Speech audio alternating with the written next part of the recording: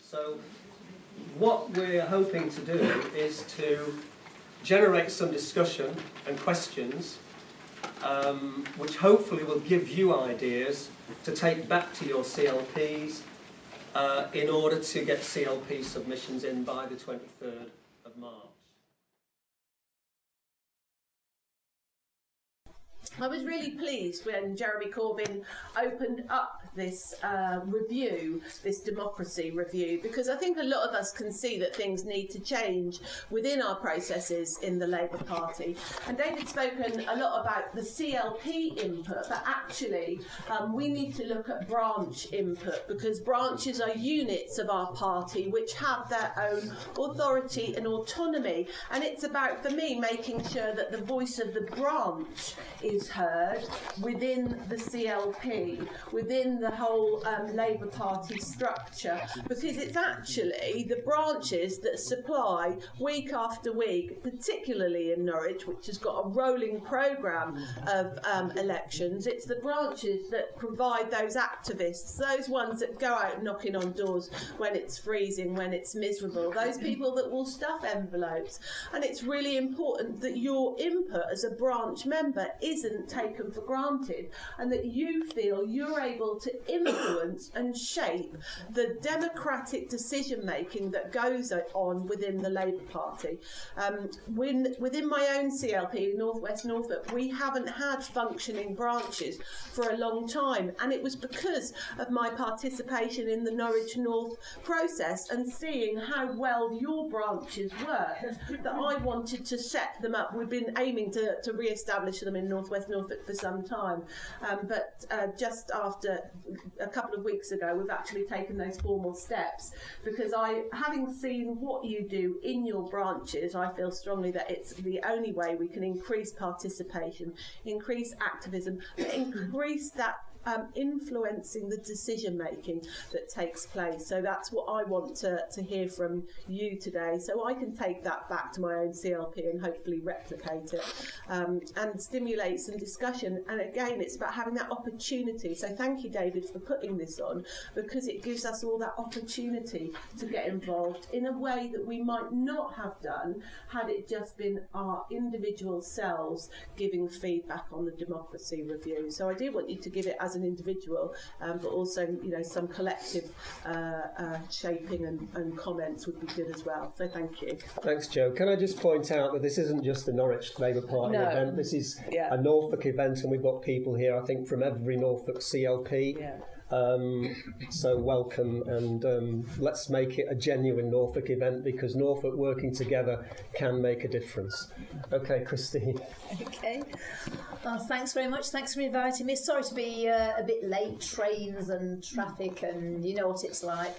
But it's quite an interesting time to be having a meeting, really. I've, having been pushing for democratic change in the Labour Party for the best part of 40 years, I now feel that we've practically got, more change than we can cope with at the moment. So I think it could be, now we're really pushing against an open door. I think the possibilities are endless, really. I was very interested in what Jo was saying about branches, actually, because I was recently elected as chair of the disputes committee of the National Executive Committee, which you may have heard about, and the day after I was elected, my email inbox practically crashed, and I was just inundated with emails from people, not only about the whole suspensions and expulsions and so on that have been going on, but also people saying, well, I'm in such and such constituency and we haven't had an AGM for 5 years, and I'm in such and such constituency, and there's a self-elected executive, and we've got no branches, and we went over from a delegate structure to an all-member structure, but because we've now got so many members, they're saying they can't afford to hold meetings, so we've not had an all-members meeting for 2 years or whatever, and the whole thing is just going to take a great deal of sorting out. It is actually in the Labour Party rule book that there have to be branches established. Now, obviously, constituencies can be very different. It's one thing having a constituency in central London or whatever, where people might only be 5 minutes walk from their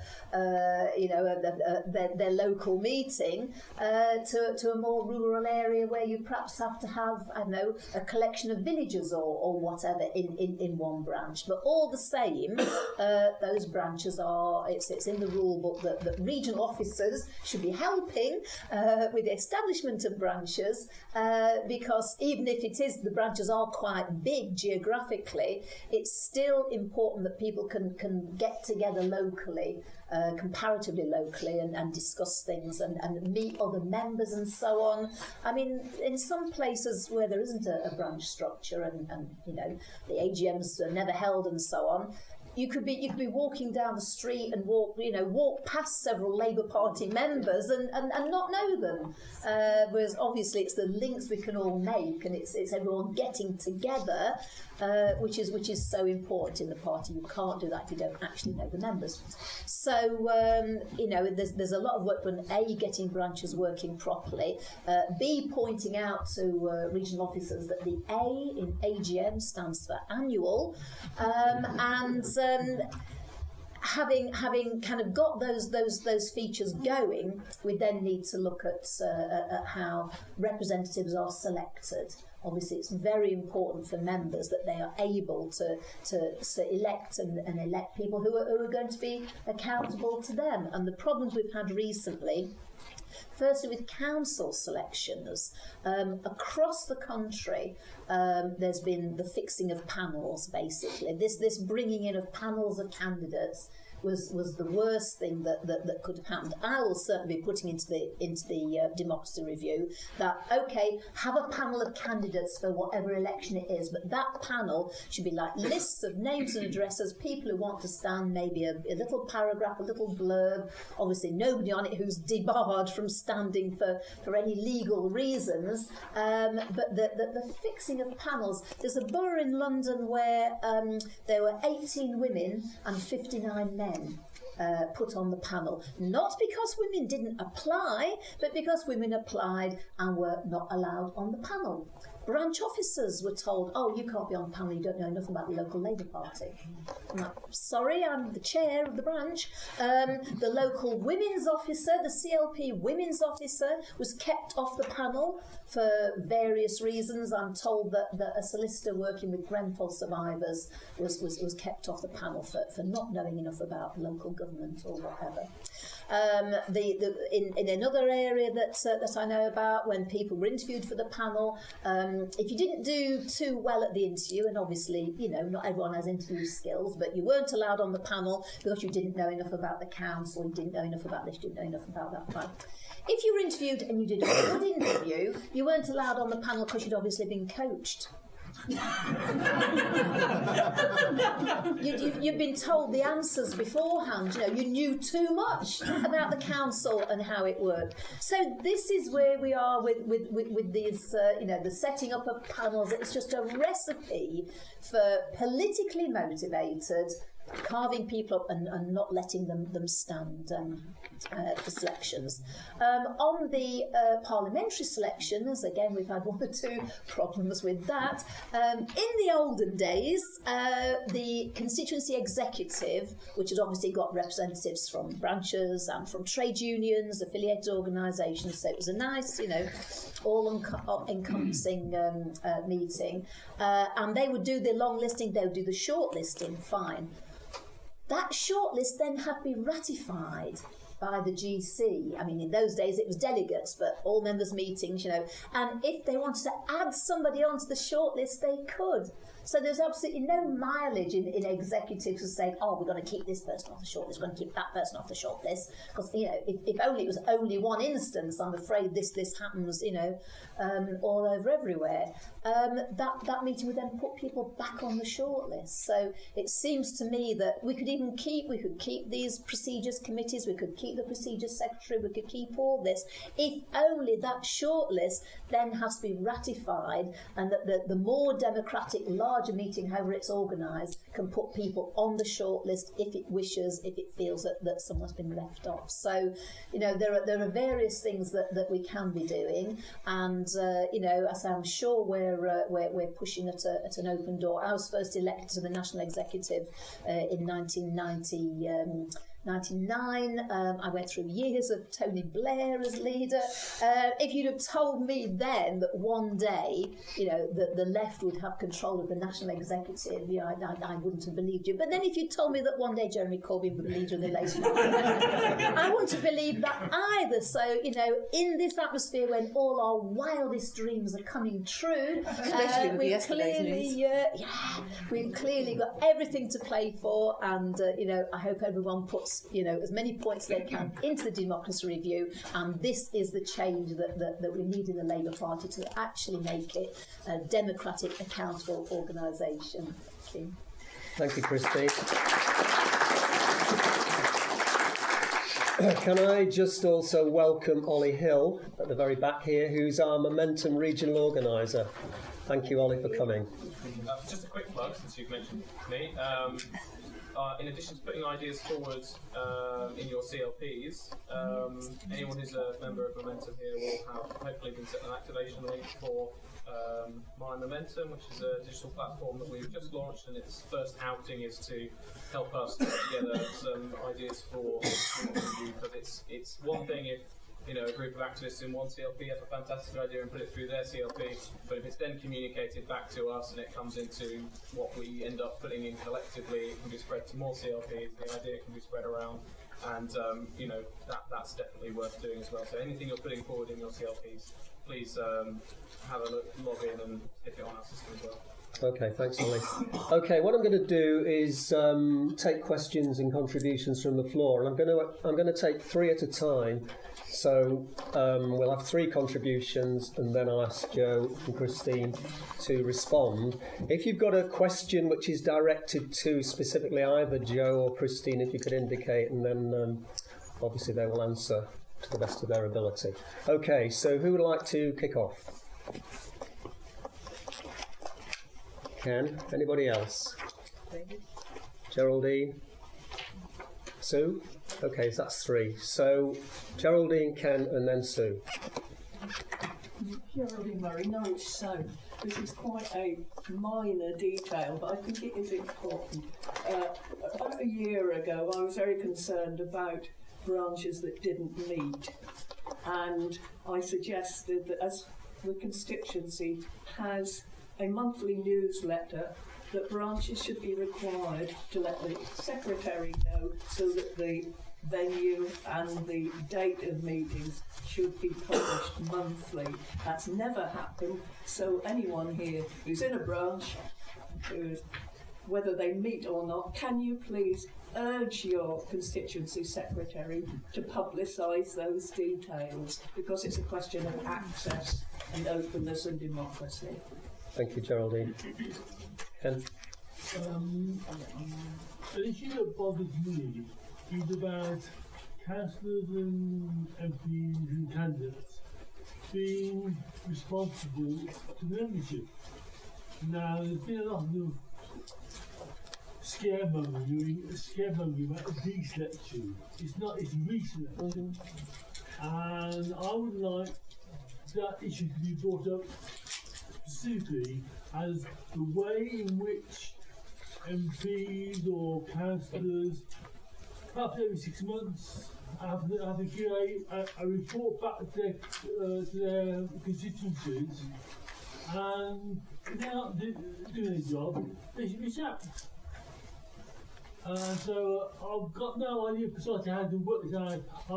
I've done some work in Cuba where it's the way that the Cubans handle their democracy. And their democracy is far more better than ours.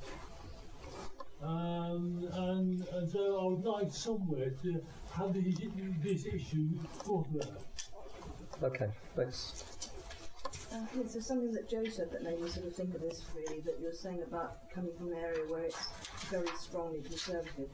I'm from Broadland, and it drives me around the bend that we've got stuck with this old codger who will go to his grave, and people will vote for him, but very few people vote.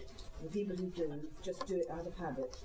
And I'm sure that if we could somehow or other get some sort of dynamism into it and persuade the vast majority of voters in the Broadland area or any of these other areas that are permanently conservative it would inspire them. I mean, I'm speaking of somebody who was brought up as a Conservative, who lived in a Conservative area in Surrey, who just voted Conservative because my parents voted Conservative, and I've lived in a Conservative area. And I thought, well, I suddenly stopped and questioned. And Jeremy Corbyn was the person that made me stop and question. I thought, hang on, you know, what am I doing? And that's what we need to do, somehow or other. We need to somehow get through to people. And I don't know what the answer is, but I think we shouldn't give up. And when I wanted to put a banner up outside my house at the last election, I got it eventually, but it was sort of, well, we really want to concentrate on the areas where we're going to make a difference. Yeah. You know, we won't do it in Borderland. No. And I thought, well, you know, but I'm sure there are a lot of people, and I got 3 or 4 neighbours on board, and I took them down to the voting station. I think if we could actually stop this attitude of, well, it's, you know, it's always been Conservative. You know, I just think we need somehow or another, we need to. And the other quick question is, do you think Ian McNichol standing down is going to make a big difference? Okay, who'd like to kick off then? I don't mind. I'm happy to. I think, Sue, you're absolutely right. People are writing off areas that will have Labour voters in there, and we're doing them a disservice. When I stand in northwest Norfolk, I know I might be the best chance, and that chance isn't very much, but I still believe passionately that I can win. And if people believe that I believe I can win, they're going to have faith and hope and know that their vote is well placed. And we cannot paper candidates that don't go for it wholeheartedly will be doing these voters a disservice. And I think it's increasingly important that we do have a role in these areas. I mean, in the town centre where I live, it's a strong Labour vote. It used to be Labour before they rejigged the boundaries, and then they brought in all the villagers. And my husband travels around and in his work, and he says, you know, in King's Lynn we've got lots of Labour Party voters. You go out in the creeks and these, you know, posh places like Broadland, and they're all Conservative. But we will always have pockets of socialism. We've got one of our villages which is very wealthy, very middle class, and it's like the Socialist Republic, and it's brilliant. We went down and canvassed there, and there were Labour parties practically everywhere, so it gives us hope. But the only way we'll make a difference, and this comes back to Geraldine's point about the CLPs communicating when the branches are having meetings, and Ken's point about your elected representatives being accountable, is this disconnect between our party units. We have branches that don't appear to have a connection to the CLP, whether it's the CLP exec doesn't want that strong connection, or whether our councillors don't want to come and give a report at a branch meeting or a CLP meeting, or you have an MP that doesn't want to give a report to say what they've been doing. But we noticed it in the run-up to the general. We also had some local elections, and 2 of our established county councillors said, where are all these young people that are meant to be out canvassing for us? And it was like, actually, where were you when they wanted to hear from you? And there's a sense of entitlement there. Some of our councillors have been in place for so long, they take the vote for granted, they take the members for granted, and it's all a one-way relationship, and that's not acceptable. We have to work, whatever my position is, if I am there because somebody has elected me, I am accountable to them, and they need to know what I'm doing and when I'm doing it, and, you know, have some feedback about what I've done. I gave a report for, I can't remember what it was, in relation to the National Policy Forum, but I've got to plough through all my notes so I can do a bigger report on the policy discussions, because I was elected onto the National Policy Forum, so people need to know what took place there. I am accountable to those who elected me on it. And the same with the regional board. Unfortunately, I won't be able to go to the next meeting, but it's important that those that elected me to go on the regional board hear back from me. So we need to strengthen the ties between each of the party units, and to reinforce the fact that we are here in whatever position because people wanted us to be there, and they need to hear back from us. So they're all sort of slightly different questions, but they relate back to our party units. And I think the way that we will make changes in Broadland and North West Norfolk is by having strong, active, enthusiastic branches and allowing those branch members to participate in the democratic process of our Labour Party. Thanks. Can I just say that, before I bring Christine in, that during the 1980s I was active in Lewisham Labour Party, and I remember very clearly that every ward or branch meeting that we had, our councillors for our ward came to our branch meetings, they reported back to us on what had been going on at council, they consulted us about what was coming up at future council meetings, and we directed and guided them on how we felt they should be voting at council meetings. That seems to have disappeared now out of the Labour Party, and we need to bring it back.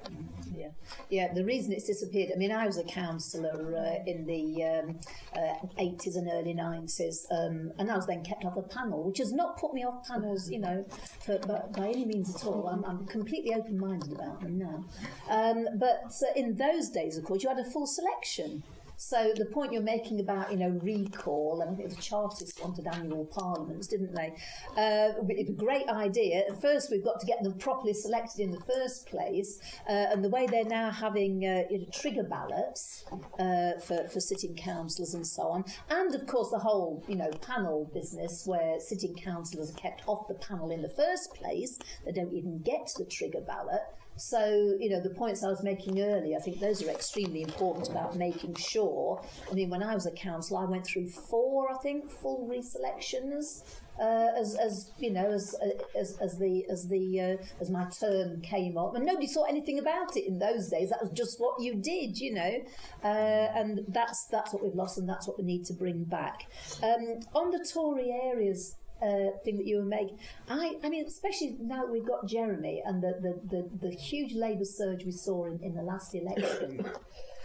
I really don't think. I mean, if you'd have asked me, I would have said, "Oh well, there are Tory areas. We're never going to win Kensington and Chelsea," and then we won it, you know. And tonight I'm getting a train to Nottingham, and tomorrow morning I'm going to be canvassing in a council by-election in Woollerton, which you probably don't know Nottingham at all, but this was absolutely the Tory area to end all Tory areas. You know, 3 or 4 years ago, a friend of mine stood in the council election in a by-election there. And won it. He's like the first Labour councillor in living memory, and you know, he lived in that branch. He'd been a school governor. He brought up his family in that branch. He was well known, you know. And this is somebody who's like on the left of the party, was persona non grata in the party for many years, and so not. You know, he didn't win it by kind of tacking to the right or anything, and he just went out and put forward his views. And I think now that, and hopefully we're going to win the by-election as well. And I think, you know, we can go into any Tory area and say, okay, housing. You know, all right, Mr. and Mrs. Tory voter, you may live in a big posh house yourself. Where are your kids going to live? You know, the health service being run into the ground. All right, Mr. and Mrs. Tory voter, you may have private health insurance. Try being ill. Yes. You know, it's your insurance is going to be fine until you're ill, and then what good is it going to do you? You know, you live in a nice village out in the leafy wherever. You know, transport. Can you get to the nearest town or whatever, to the nearest hospital, to the nearest station? You might have your nice Range Rover. What if you know the engine goes? I don't know anything about cars. What if your big end goes or whatever they are? The steering wheel comes off in your hand. I don't know. You know, you know, everyone will get to the point where they need public transport at some point, and there isn't any. So it seems to me that we've got, you know, all the arguments we can be making in these Tory areas. You know, there must be 1% of the population that wouldn't benefit from you know, the Queen maybe wouldn't benefit from a Labour government, but everybody else needs the things that we stand for.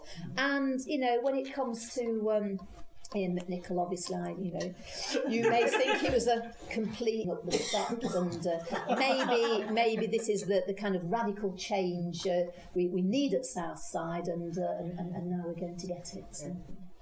Okay, thanks. But interestingly, in the East, we've also seen our regional director stand down.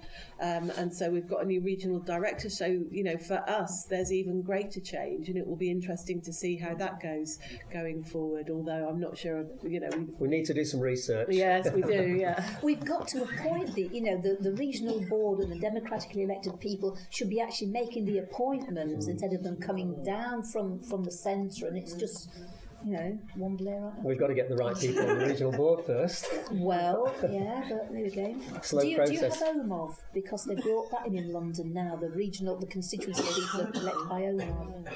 But there's issues around that as well, isn't there? I saw John Landsman sent something out yesterday. Sorry, I know, I'm sorry.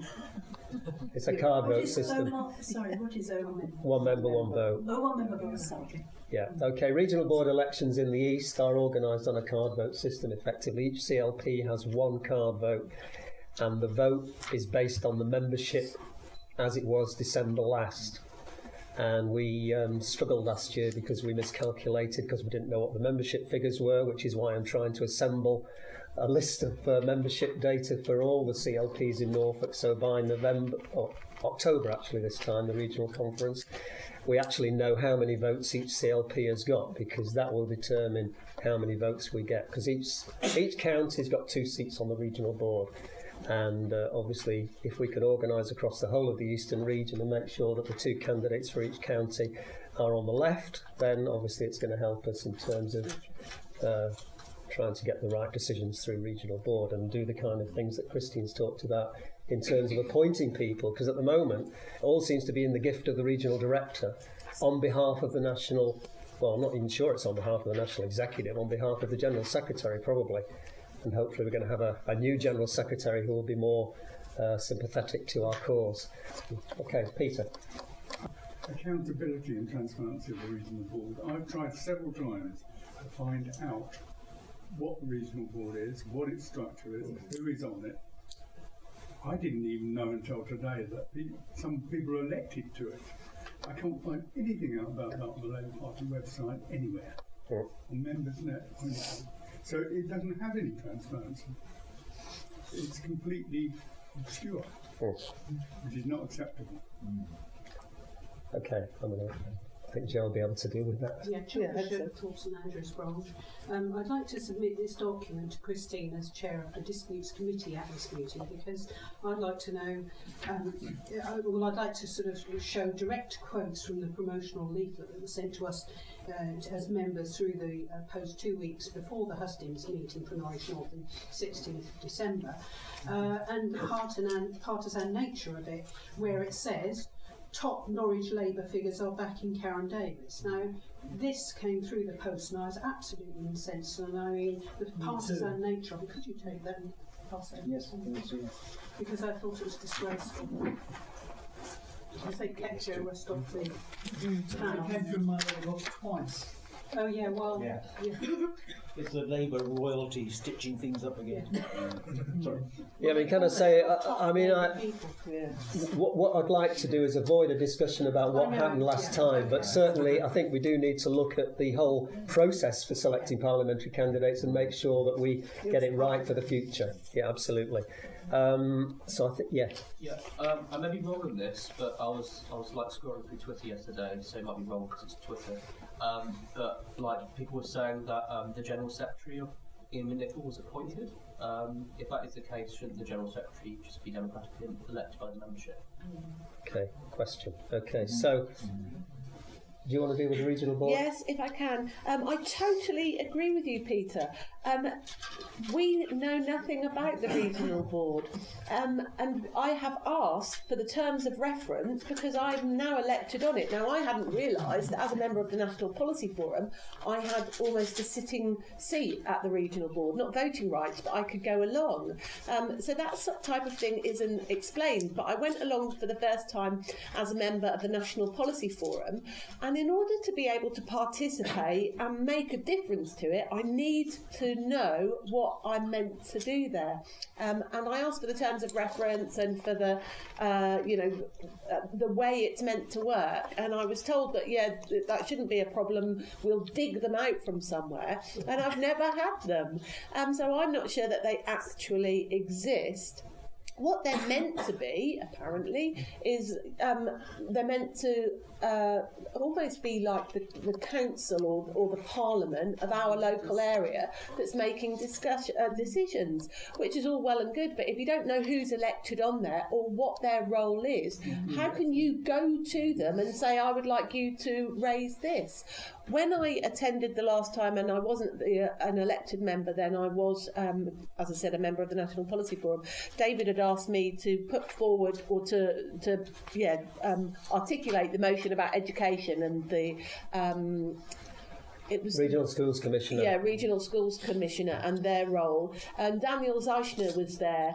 He's the MP for Cambridge, one of the MPs for Cambridge, and I was heartened to say that he had already picked it up. But the MPs are meant to go there. Our MEP attends, councillors attend. You then have CLP delegates like me that attend. We are meant to have youth delegates, and I'm ashamed to say my daughter was one of the youth delegates.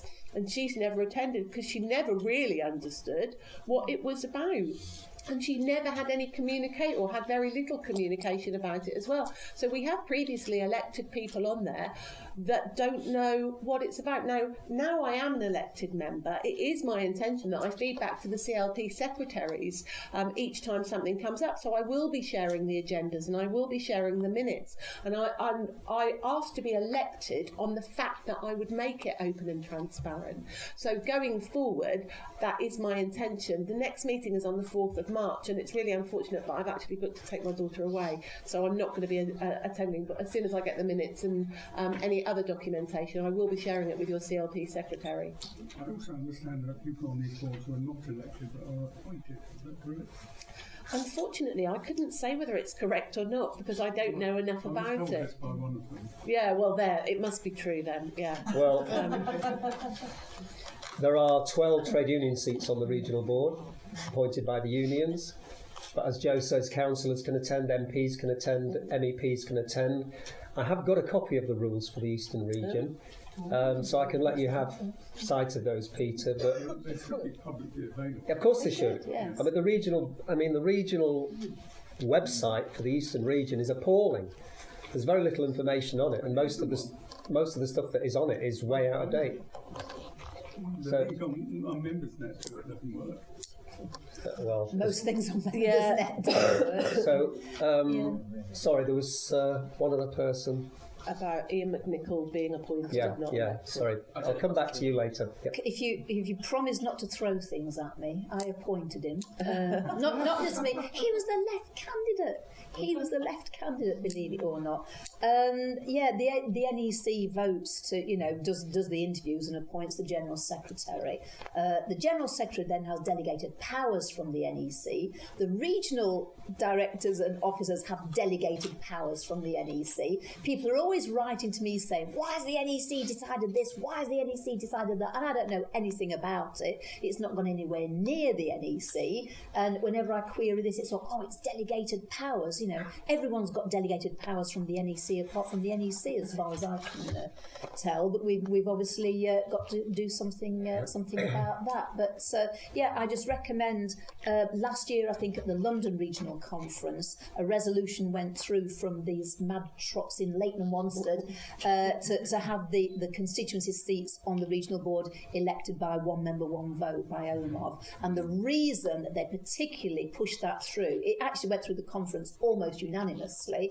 The reason they were so keen on getting that through was that the year before, they'd had a regional board, they'd had a regional conference, because the regional board is elected every 2 years, and I was there selling magazines outside the queue, so I know that people were left outside in the rain queuing up, while the officers inside were saying, oh, we're not ready yet, we're not ready yet, we're not ready yet. People then went in to get their ballot papers to vote for their constituency vote for the people on their bit of the regional board, only to be told that they'd been picked up already, and there was a nice little system of letting the right-wing delegates in through the back door to pick up the ballot papers, and then all the left-wing delegates were outside, and the ballot had been, and we ended up with a right-wing regional board. So now it's saying, well, they can't do that kind of thing. This is what we're up against. We are at war with these people.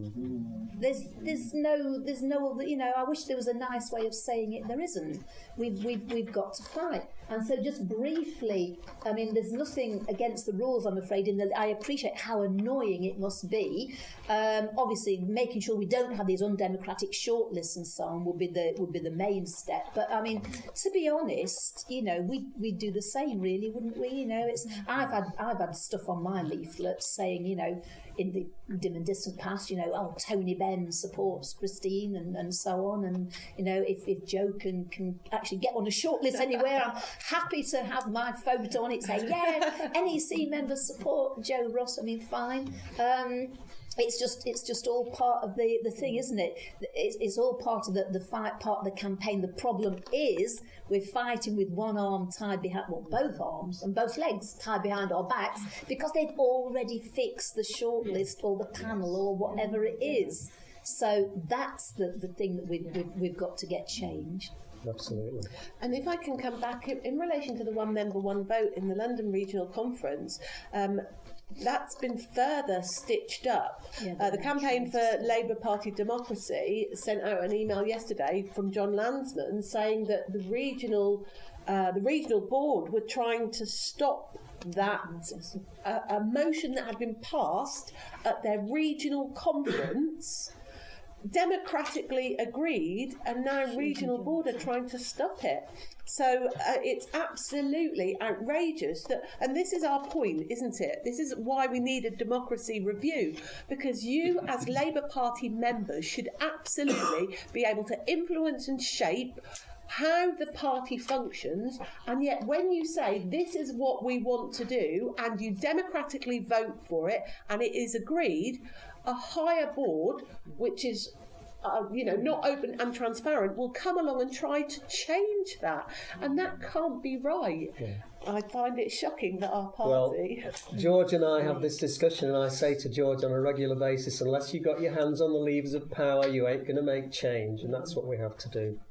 Don't we, George? Well, I can come in there. I mean, I think, that what John Link said actually about democracy is a good idea, isn't it? It would be nice.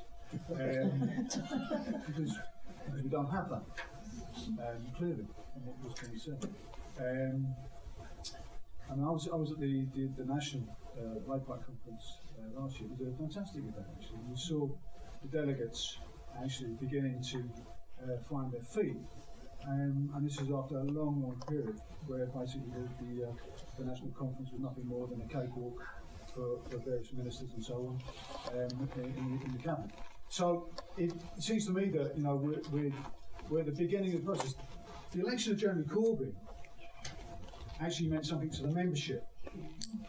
There was a signal to the membership, but there was a change to take place within the party. The party has to change if we're going to deliver anything in terms of the manifesto. And where the opposition to Corbyn comes from, it's not from the membership, clearly. I mean, there's 2/3 of the membership of the Labour Party now joined in 2015. But we have, as I think Christine said, or Joe said, we have councillors who take the membership for granted. We have councillors who think the party belongs to them, and the party itself clearly isn't transparent. And where the opposition to Corbyn will come is not just from, the vested interests in who want to keep society as it is, manufacture stories after stories about Jeremy Corbyn, his connection with Czech, and all sorts of stuff, all this kind of nonsense that's been doing the rounds of the press. But then you see stuff like in the London, the poll for the Labour going up to the local elections, it's phenomenal. 50, way ahead in the polls, and that's absolutely as it should be. Because what Corbyn and what has happened within the Labour Party, they're offering genuinely something to the people of this country. But the Labour Party itself is not, at this moment, in line with that. And particularly the opposition that exists within the party to that exists within the Parliamentary Labour Party, exists within the councillors, as John said. We have to have a radical transformation, and we have to have the National Conference has to be the decision-making body, and the delegates have to be the ones who make the decisions and back the leadership. And I would say, one thing we could certainly be doing today, along with everything else, is making sure that everybody in this room attempts to get themselves elected to go to the Labour Party conference in 2018. I absolutely admire comrades like Christine, who've been in the party for 40 years. I've had a membership that has spanned 30 years. I've not always been in the party. I don't think I'm unusual in that respect. But it seems to me, I was reading, for example, Anne Black, is it Anne Black? Sorry. Anne Black's report back from the National Policy Forum. I thought it was an appalling report back, in the sense that here was somebody who's saying for 20 years she's been going to this National Policy Forum, and it's absolutely clear that the National Policy Forum does absolutely nothing. Absolutely nothing. A complete waste of time. And as somebody who's wanting to see some radical change with the democracy, I want to see, along with what has been suggested here in terms of the recall and selection of MPs, and that being mandatory and being accountable to the membership, I also want to see things like the National Policy Forum, which was put there for a reason. It was put there to stop democracy within the party. We've lost, over the last 40 years, any kind of democratic culture within the party, and we've had imposed on the membership horrible structures like the National Policy Forum. The National Policy Forum has to go. It's an impediment to democracy in the party. We need the National Conference to be the democratic decision-making body of our party, and the delegates need to be elected and mandated to go there and make decisions that will actually make sure that when we win the election, which I think we will win not by margins, I think it's going to be a case of weighing the votes again for Labour. I think that's the situation we're going into. I'm hugely optimistic about that. Well, I'm not optimistic because once we're in government, you're not going to have figures within the party trying to undermine Corbyn's leadership from day one. And I think we have to make sure that as membership, that cannot happen. Thank you, George. Right, a comrade here who wanted to speak. Yeah, and then Dave, and then another comrade here, and then I'll come to Brian next time round. Jean, okay, next time round as well. Yes? Yes, please, yeah. Well, can I come at this discussion from a slightly different angle? I am a branch secretary in Norwich, and I do send out a newsletter every month to all our members, and we do advertise very carefully. We have regular branch meetings, we meet every month. What my concern is that although our membership has increased tremendously since 2015, we had a pretty reasonable membership to begin with, but it has increased a great deal. It is that those new members do not respond, do not come to branch meetings. Our meetings tend to be the group which have been meeting together for the last 10 years, more than that. I suppose. I mean, short of telephoning everyone up, and I contact them by email incidentally, because we have email addresses for something like 98 to 99% of our members. How on earth do we get these young people with their left-wing ideas, with which I basically agree, to come to meetings and give us an input? And can I add something else? I'm not a member of Momentum, though I'm very sympathetic to everything that Momentum wants. Mention Momentum at a branch meeting, and from a number of people, you get rather frozen looks of horror. You know, Momentum does not have a good reputation within the average branch meeting. I'm not talking about the party as a whole, I'm talking about the branch meetings. Now, I'd love to have one or two Momentum members coming to our meetings and putting a more positive socialist view of what we're trying to do. I'm asking for help and advice, and I suspect that mine isn't an isolated case as far as this is concerned. We've got all these new members. What are they actually doing? Maybe it is because, like many of us, they feel that we should be concentrating more on national issues, and very often branch meetings get logged down in very local issues, very, very local issues. And also, of course, I think younger members are put off by the business aspect of the meetings, which one has to go through, and also by the bureaucracy which seems to exist within the Labour Party. And, you know, from all that I'm hearing tonight, the bureaucracy is even worse than I had thought it was. Okay, thank you. Dave. Thank you, Dave. Dave Kent, I'm Secretary up in Norfolk CLP. We have, at our last AGM, elected a brand new EC, and we've been working hard to change things within the CLP and attract people to meetings, particularly younger people. But many people are put off by meetings, and the concentration within the Labour Party of meetings being the way to make decisions is not necessarily the best way forward. There's lots of things I could talk about, and I won't talk about things extensively. Simply to say that in my belief is that the Labour Party rules, procedures and structures are deliberately designed to prevent engagement. It's not an accident. There is nothing accidental about the rule book being 100 pages long. There is nothing accidental about all these NPFs and regional boards and all the rest of the crap that prevents people like you who've taken the trouble to come to a meeting like this. And so far, all we've been talking about is processes and structures. We haven't really touched on campaigning, or how to engage people, or the younger people in the room, how you would be better addressed by better structures. So far, we've just talked about structures, and that's what we get mixed up in. That's what we get lost in.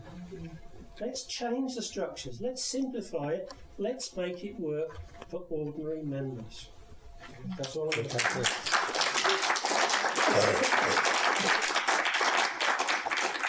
I want to follow on from what Nick just said. I feel quite nervous. I've been a Labour voter all my life, but got very disenchanted. And when I was aware of Jeremy Corbyn from the 80s in London, and I thought, this is incredible that he's come to the fore. This is it. But at the moment, I'm feeling nervous because there are a lot of people who are sceptical, I think, or a bit also nervous. And one of the reasons I'm nervous is what's being expressed is the lack of democracy. And what was just been said, I certainly feel it. I find it very mystifying what goes on. I find it very difficult to know what's actually being said at Labour Party meetings. I find I have to listen really carefully and talk to people and check out my understanding. And I'm bothered by that because one of the things I feel nervous about, for example, is I feel passionately that Trident should be removed. And I think there's a myth that's promoted by the mainstream media and by the right wing of the Labour Party that Trident is necessary, and I think it's an immoral lie, and there is no reason at all why we can't pay for things that we need and why we can't get people working, and we need to engage the unions in this to get the union's confidence so that the workers are not afraid. And I, for one, would like to be educated in how to voice these expressions that Jeremy Corbyn is trying to voice, I believe, and he's being blocked by a lot of people, I think. I'm choosing to believe that he's gradually consolidating his base, and I'm choosing to believe that the radical programme on which he'd like to base an election is being built. And if it's not, I'm really afraid that it's not going to be any better than it is now. Okay, I'll ask Jo and Christine, do you want to go first on this? Yeah, particularly on things like engaging new members, because obviously I had this when I was a branch secretary. You ring up the new members and say, oh, can you come to a meeting? They're like, Tuesdays is my yoga night, or whatever. People have got lives and they can't always fit meetings into it. And I think we need to look at what does engage them or how they want to meet. I mean, for example, there must be a lot of people left the party because of the Iraq War, for example. If people are mostly concerned about kind of foreign policy issues, Trident and so on, defence and so on, there's no reason why they couldn't be in like that, the Labour Party peace group or whatever in your constituency. If you've got a lot of young members, do they want to meet together? Do they want like a youth group to meet together? Because obviously they've got different we've got things in common, but they've got things that affect them more than they affect old fogies like me. In the olden days, even before my time, the Labour movement was. There was the Red Rope. There was a Labour hiking group. There were book clubs. There were Labour cycling groups and all sorts of things. And this is partly what Momentum is trying to do, to try and broaden it out from just Labour meetings. Can I just say, Chris, and get interests young together. People are more likely to go for something online. They're more likely to have a WhatsApp group than come to a meeting. I just don't think young people really want to go to meetings. It depends what probably. I mean, I don't disagree. It depends what kind of meeting, though. I remember someone being asked about young people being asked, what do you want in your local area? And they're like, well, what we really want is a Nando's. I mean, fine. Start a group to campaign for Nando's to open a branch. I'll be there. I love Nando's. It's do you know what I mean? It's what people are, and this question of local issues. I think you can approach national campaigns through the local, everybody has got views about what they want in their local area. It's a matter of they want a Nando's. Do you know what I mean? Yeah. It's people used to, at my constituency, these bloody local issues. All you ever talk about is getting lollipop ladies outside the schools. I'm like, yeah, If we don't have safe crossings outside the schools, the first child that gets run over and killed outside that school, are you going to say, oh well, we're not interested in this kind of? I mean, these things are important, So we need to use local issues to, local bus services, whatever, to address, national issues and get people together in interest groups. I mean, my old constituency in Nottingham had a book group, for example. I mean, I didn't have the time myself, but people who like to read things and just get together and discuss the latest novel or whatever. It's making those social links as well. Nobody wants to go to a meeting if they think they're not going to know anybody, and they're going to sit there and everybody else knows each other and they don't know anybody. You know what I mean? You've got to have those contacts like before to get them along. So that was mostly it. I mean, things like the National Policy Forum. I mean, I think the National Policy Forum could work, or discussing policy in more detail could work better than, I mean, obviously we should always have resolutions at conference, Trident or not Trident or whatever, but the detail of a broad sweep of policy, it is good to get people together to talk about it. The trouble is that's never what they want us to do at the National Policy Forum, and I think possibly if we could revamp local regional conferences and have regional policy forums, so that you could be addressing all the things that affect small county towns or more rural areas. You've got things that you want in a manifesto which are completely different to what people in inner London say, or Manchester or whatever, need in a manifesto. And Jeremy was saying at the NEC a while ago, there should be like a manifesto for Cornwall.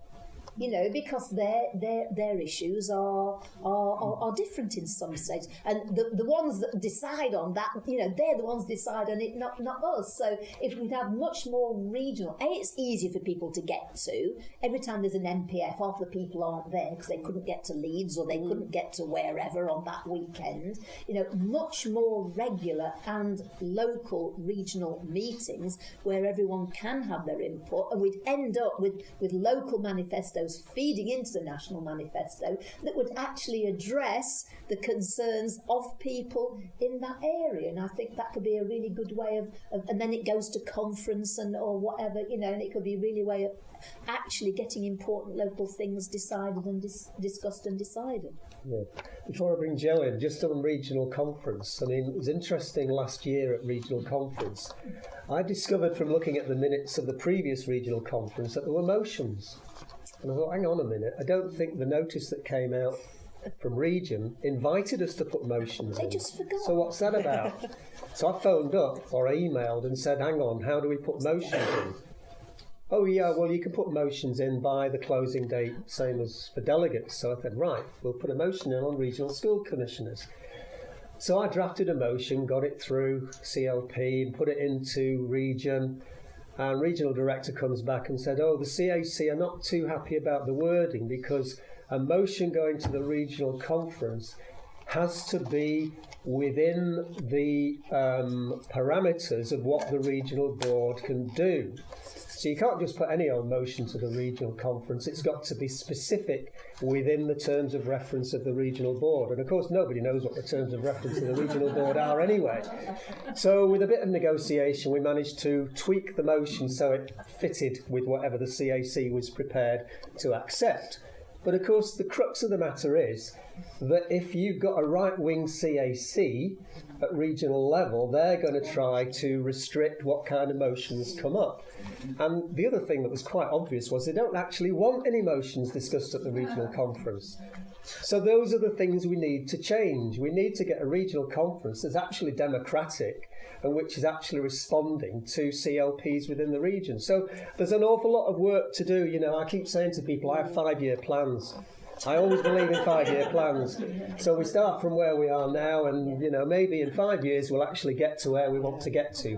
But you've got to start somewhere. Jo.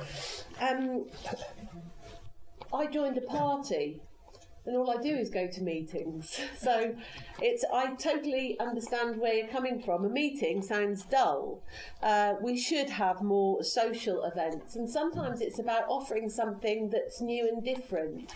And last night I was really, really proud that in King's Lynn we held our first Pride event.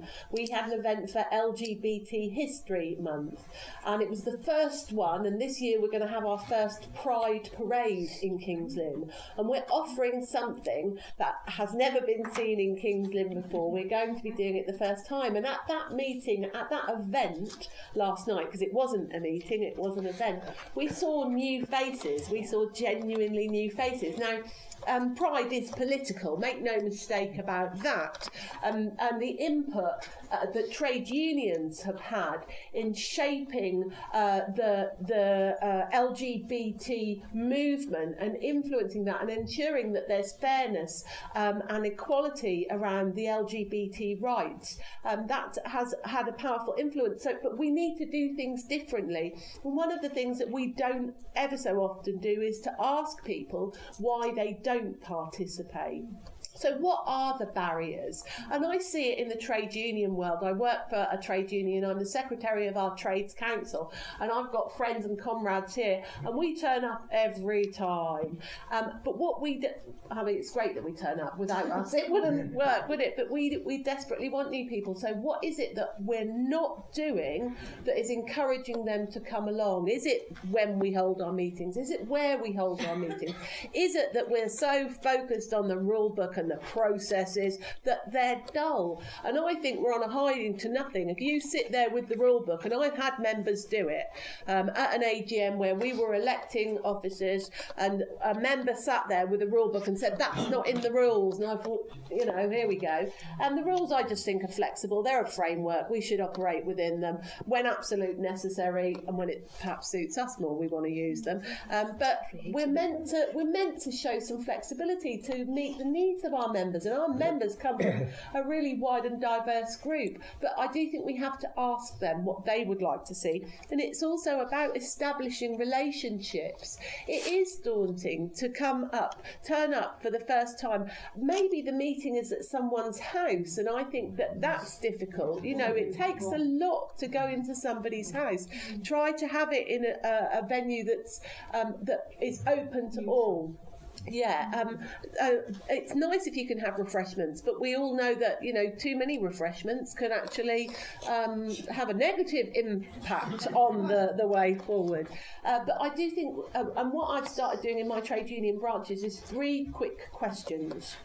What is it that stops you coming along?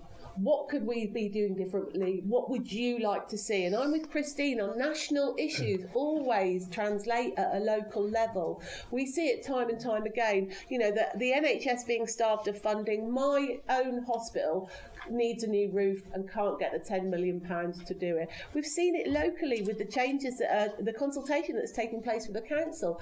The cuts to government have meant that Norfolk isn't going to have its roads gritted, that there were proposals to put children's centres in libraries. No safeguarding issue there, you know. And the fact that we're losing all our PCSOs. These are national things that are impacting on us locally. So I think we need to take that national picture that they want to be involved in and show how it impacts on them locally and what they can do about it. Again, it's about building that relationship with our members so that they don't just see themselves as leaflet deliverers. They see themselves as being able to influence and shape the way we go and what we do. And George, I was at the National Policy Forum weekend. I don't necessarily disagree with you, but what I was happy to hear and what I want to hear more of is at the Health and Social Care meeting, a member of the audience sat there and said, Labour is opposed to ACOs. ACOs are accountable care organisations in the health. And I thought, blow me down. I'm on the National Policy Forum committee group for health and social care, and that has never been said. But I want Labour to oppose accountable care organisations. I want my trade union to oppose accountable care organisations. But what we seem to do is we seem to think, well, we can't come out and oppose it because we might annoy people or it might be too radical. Accountable care organisations in the health system are not a good thing. In Cambridgeshire and Peterborough, the area I cover, there is a memorandum of understanding that is being drafted that will allow trusts to move staff between organisations. So you could have a member of a healthcare assistant, a band 5 nurse working in Addenbrooke's, and if this memorandum of understanding goes ahead, they'll be allowed to be moved into the CPFT, Cambridgeshire and Peterborough Foundation Trust, or CCS, Cambridgeshire Community Services. They do different things in different areas. So you've got somebody that's applied for a job in one acute hospital trust that's going to find themselves moved around, and that's what an accountable care organisation can do as well. That's wrong. I want us, as a Labour Party, as a trade union, to say, no, I oppose it. Let's be bold and brave. But I think we're not. And let's get these resolutions passed through CLPs as well. Yeah. Okay, I've got 5 people who want to contribute, and Rebecca as well, so that's 6. We've got just over a quarter of an hour before we wind up.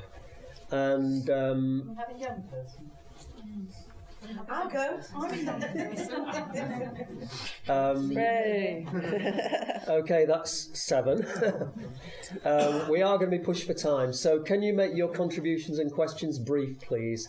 So I've got initially, I'll take 3, Brian, Jean and Bob. Okay, so Brian to start. Okay, to begin with, Monday morning, 8 o'clock, University, main entrance, Monday, Tuesday, Wednesdays, the picket line. I hope to see lots of you down there at 8 o'clock on Monday morning, and it's going to be bitterly cold, so dress warm. This democracy must be put in the context of what's going on in the whole of British society. The Labour Party was a party for itself, highly bureaucratised, for careerists, making contact with the capitalist class, building their careers, the revolving door, and so on and so forth. And they have obviously been putting in a lot of resistance to transform the party. But this isn't only a question of a democratic struggle within the Labour Party. It's the struggle to turn the Labour Party to put the working class first, not the party first. If it stops short of that, it will just be an empty democratic struggle within the Labour Party. It will have very little consequences for society. If it goes further and it transforms the Labour Party into a party for the working class, that means policies which engage with workers. There are 70 of us here today. There's 7,000 members in Norfolk. Only 1% of all the people in Norfolk are in this room today. We need to canvass and we need to campaign. That NHS demonstration in London should have been called by the Labour Party. Every CLP should have been told, build for it, pay for buses, bring the population to London. Unless we engage with the issues that affect everybody's daily lives, we will not build the Labour Party. And what really bothers me is this issue over Labour councils making cuts. Yeah. It really, really bothers me. 45% they've lost of all their spending. 40,000 people a year now are dying unnecessarily. And Labour councillors are still nodding through the cuts. And they are being so dishonest about it. And that's the reason why in London, yes, they will do well in the by-elections because the cuts haven't hammered London as it's hammered North. But I guarantee you we are not going to do very well up North where we really need to do well. Okay, thanks. One thing we haven't mentioned is one of the worst breaches of democracy that's taken place in the Labour Party in the last couple of years, and that's the suspensions and expulsions of members. And I don't know how many people, I don't know whether you, Christine, have read the statement that was put out yesterday from Labour Against the Witch Hunt, asking for various changes to be made to deal with those people who remain expelled and to change certain rules so that this kind of thing can't happen again. I'd just like to know what you have to say about that. Okay, and Bob. Can I talk about that later, or should I just do all small things? Because I wanted to make some points. I'll make some points. Make some points. No, make some points. I've been enjoying this discussion. I didn't think I would, to be honest. Coming along then. And I know. I came in. Anyway, look, I mean, I'm probably going to tell everyone what they know. But the Labour Party, there's two basic, there's two sort of sets of two divisions within the Labour Party. One division is the top-down one. There are those in the Labour Party who think they're the elected representatives, so-called, not elected, not because they're Labour Party members, not because they were selected by the local Labour Party, but because they were elected by their constituents, and therefore they're not accountable to the Labour Party at all. They're accountable to this abstraction called their constituents. Yeah. But if they were not Labour Party candidates, they would not be MPs. And we have to be absolutely clear. Right? They are accountable to the Labour Party. Their view, however, or the view of, let's not say them, let's say the Blairites, because that's who they are, and they're a political strand. It's a political, not a personal abuse. It represents a political idea that is about, we'll just manage capitalism a little bit better than the Tories can. Well, who wants Tories Mark II? Why did the Labour Party hollow out under Blair? Why did the people move away from Blair and Blairism? Why did the Labour Party then lose all the fantastic capital it had gained in '92 and beyond? Because they became the Tory Party Mark II. We don't want to be a party that can manage capitalism better than the official political party of the capitalists, the Tories, who are going the same way as capitalism, which is down the toilet very fast. We want to be the party of the future. We are the party of the future. We're the party of socialism. And we need to build a socialist Labour Party that stands on socialist principles. And when you go to a Labour Party meeting, and you go to people and they're a bit like, oh, Trident will put people off. Fuck them.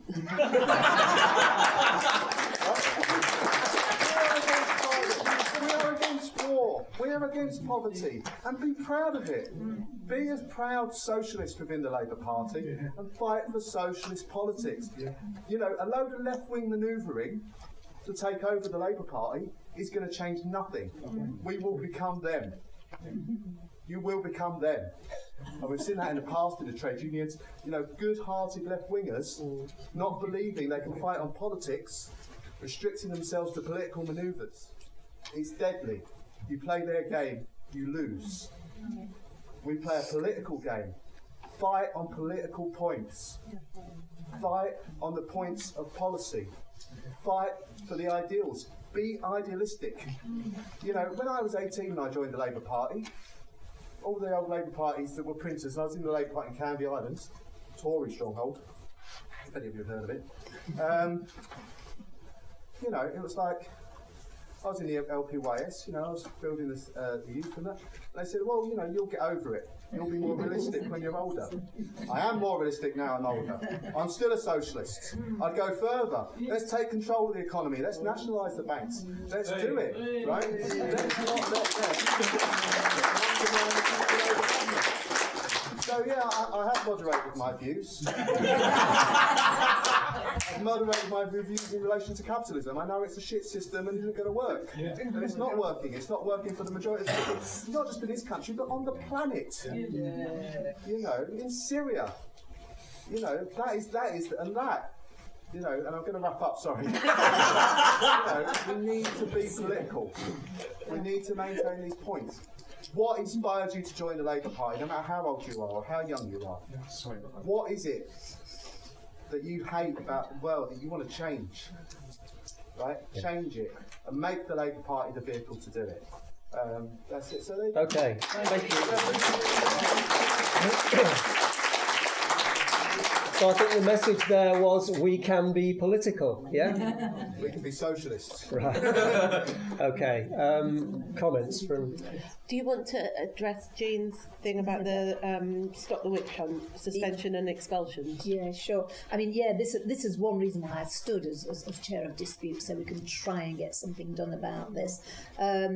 It's only in the last 2 years that we've seen this huge explosion of suspensions and expulsions, and it's just absolutely ridiculous. Although I have to say people should be a bit more careful about what they put on Facebook, really, but there we go. If someone's out to destroy you, you know, the last thing you want to do is give them ammunition, but, you know, we've said that in future people won't be expelled just like that without having the chance to put their point of view, to put their case, so that people are being expelled because they supposedly support another organisation, which they say, no, I don't, you know. So I'm taking up things like that. I mean, I've taken up loads and loads of cases for people. I've been people's silent friend at their interviews and so on. I have trouble keeping silent, it has to be said. And the purely partisan way that complaints go in, you know, in both directions, because it's only the left-wing people that are suspended while this complaint is investigated, not people on the right, you know. The counter-complaints are just ignored. So, I mean, yeah, there's lots of work to do. And obviously we've just had this, you know, this Labour Party structure, this Labour Party bureaucracy, that, you know, we send all this stuff in, and they're like, oh, well, you know, you just get completely stonewalled, you know. And so it's, yeah, I just keep going on that and hope we can get it sorted out. I think just briefly on the Labour councillors making cuts. I mean, when I was a councillor, there was all this about, oh, you know, set deficit budgets, you know, do this, do that. You're not actually able to do this anymore, even if you wanted to. And I'm afraid London councils have had their budgets absolutely decimated as well. I mean, it may look like they've got huge budgets, but obviously there's a huge amount of need that they have to spend the money on. So this is a political campaign that we've, you know, the anti-austerity campaign that Jeremy's run is you know, what we need to do to kind of put the kibosh on that. And in terms of, you know, Labour MPs being accountable and so on, it's the fear, isn't it? I don't know what it is about, people join the Labour Party and they just don't have the courage of their convictions, and they get into a position and they're afraid that if they argue for what they actually want or they believe in, that this is a hide into getting unelected, or I don't know. I mean, Jeremy hopefully has now shown that this is not the case, and by all means, if they want Trident for coming, that's fine by me. But we have to make the arguments. You know what I mean? It's no good. I think on the left, where we've perhaps gone wrong before, is like we've had these slogans, no to this and no to that, and we have to actually make political arguments and say why, yes, we know capitalism is a shit system, but why? And particularly since the whole crash and whatnot, those arguments, and people will see it, but we have to. There's no shortcuts. You have to be out there, with your leaflets and on the doorsteps explaining these things to people all the time. Otherwise, they read the Daily Mail or whatever, and they think that these things are it's just in the natural order of things, the way the economy is organised. It's just the way things are, and there's absolutely nothing to do about it. You can do about it. We have to campaign on these things, and people learn from their own experience, their experience of the cuts and the austerity, the homelessness, or whatever.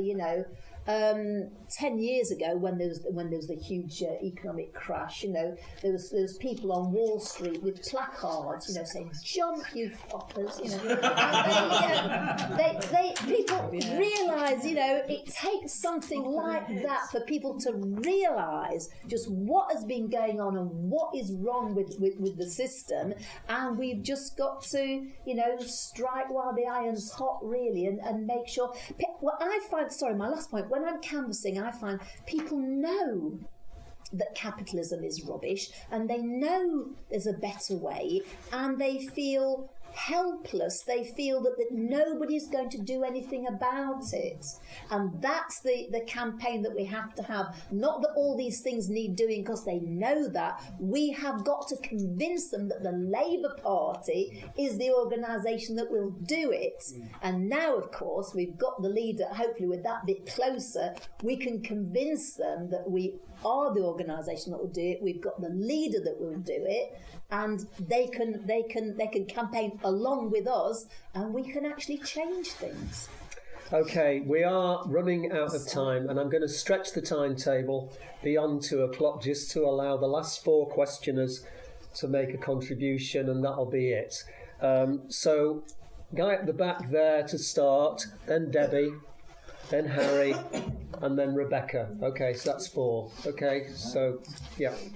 So I was just going to talk about things to do with getting new members in, and particularly young members, because I don't really think it's anything to do with engaging people online or on social media or anything like that. I think that meetings are fine, but I think it's kind of twofold, and they're sort of connected. So firstly, it's not necessarily that clear to a lot of people, what each meeting does, where to go, when to go there.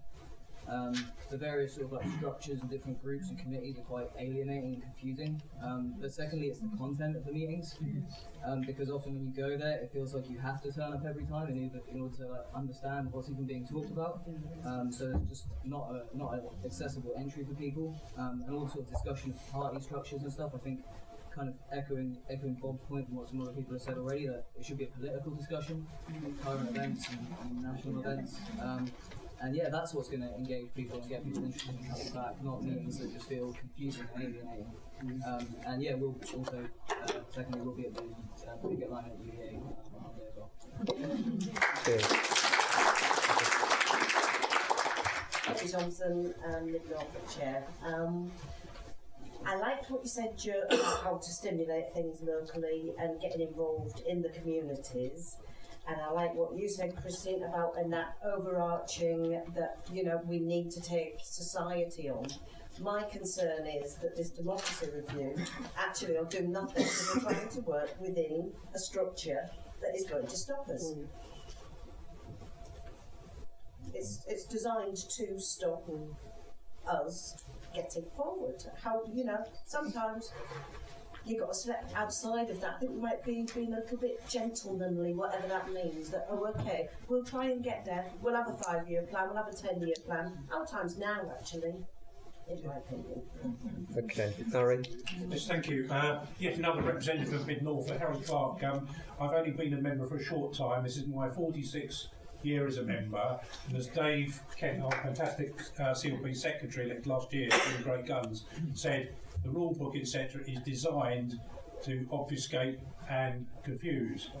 I don't understand it. I went to a selection as a parliamentary candidate, not in Norfolk, elsewhere, and I got bamboozled by it, you know, and got stitched up. I got all the points, having been on the regional board, that Joe said, and also that David has said.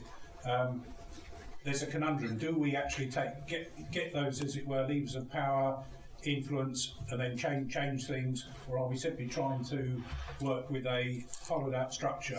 I have the don't shout, but I'm also an elected councillor, but I believe that I'm there because Labour members supported me, selected me, campaigned for me. I believe in being accountable to my local members of the Labour Party. I'm one of, I know at least what I do what it says on the tin, and I give a report back. Meetings are only one means to an end. There's lots of issues which are more difficult, as Joe was saying, in rural areas. We know that Jeremy will understand it, because I mean, he's been like Yarmouth 3 times, Norwich, etc., understands it, you know. John should understand it, because he went to Yarmouth Grammar School. We're talking, I think George was mentioning about the conference. The rule book doesn't live up to its name, because conference is supposed to be our sovereign body. I was there in 1997 when we had a motion on agreed we're going to take the railway back to the public ownership. 21 years later, we're finally grasping the nettle. And the message is here about people who don't come out and vote is we are now mainstream. I won't use the word centrist. All the things that people are concerned about, local issues, national issues, it's giving people hope. You can make a difference, you can make a change, you know, and get out. There's a whole lot to do, and it's how we tackle these things through colleagues here, Christine and other people. But there's a whole range, whether it's regional board, a whole range of things to involve people. Means that this is only one means to an end. The other thing I have to say, also having been a candidate in Norfolk in the past, and Joe's been a candidate, is other than the selection of candidates, if we get more MPs than all the other lot, we form a government, we can make proper socialist change.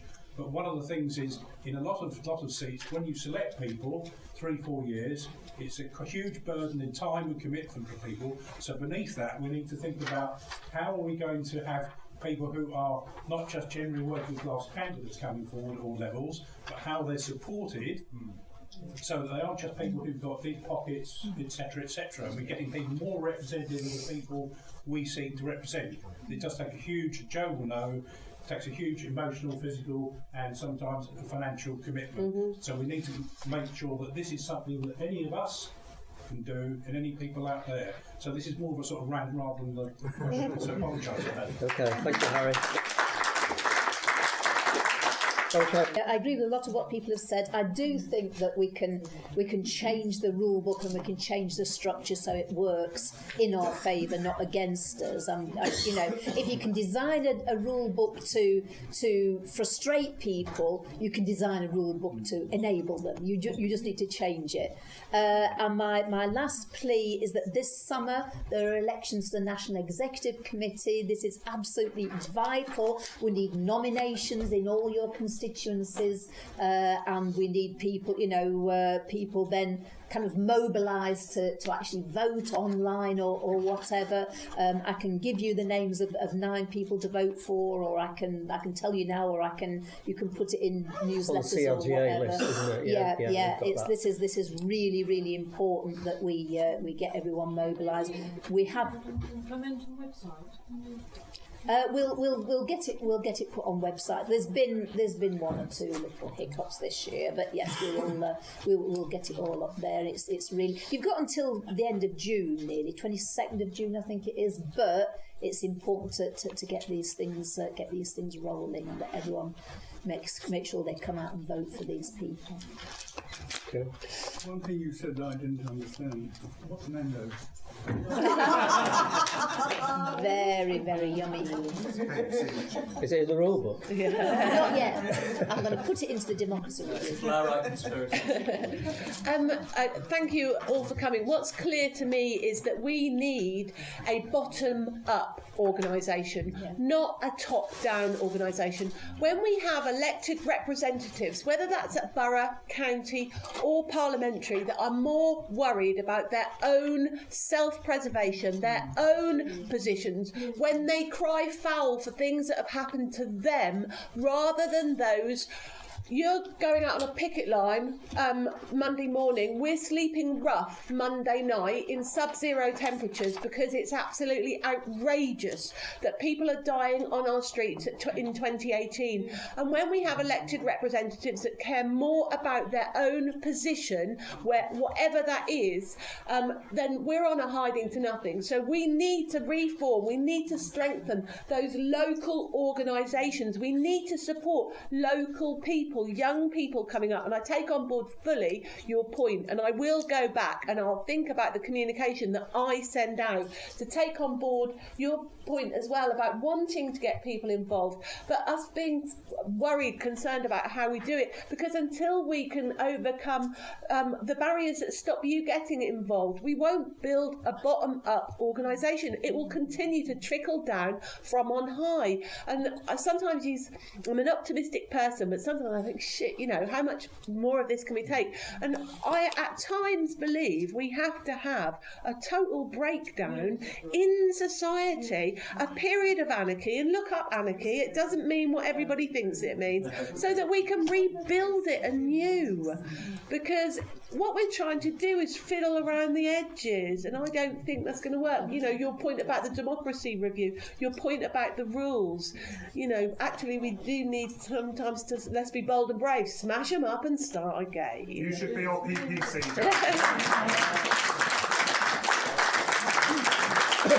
Okay. Thank you, everybody. I think we all understand that we probably have a once-in-a-lifetime opportunity here. We have a party leader who's taking us in the right direction. We have an NEC who's going to support the party leader. Hopefully we're going to have a General Secretary who will support the party leader. And we've got to take this opportunity by the scruff of the neck and work with it and make change. So go back to your CR.